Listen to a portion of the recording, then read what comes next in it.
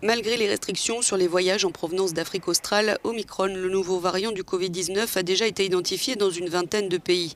De fait, Omicron, variant a priori très contagieux, aurait commencé à se propager dans le monde près d'une semaine avant la signalisation officielle des scientifiques d'Afrique du Sud.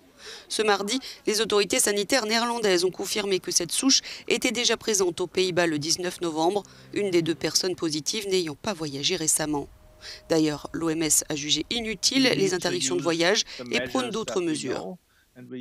Nous devons utiliser les mesures que nous savons efficaces. Le port du masque, chaque fois que c'est possible et conseillé tant que vous êtes dans une pièce avec plus d'une personne. Il faut aérer les pièces aussi souvent que possible et maintenir une hygiène normale des mains et du corps et surtout de la bouche dans ces circonstances.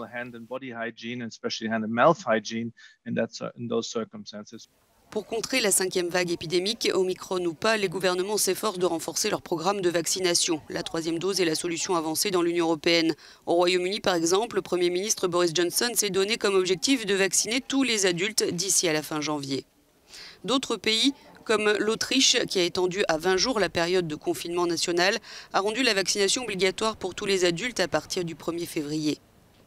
En Grèce, les plus de 60 ans devront tous être vaccinés contre le virus à partir du 16 janvier, sous peine de se voir infliger une amende. Mais l'identification du nouveau variant Omicron suscite des inquiétudes quant à l'efficacité des vaccins. Même le dirigeant de Moderna s'est montré pessimiste, affirmant qu'il y aura une baisse significative de l'efficacité des vaccins actuels.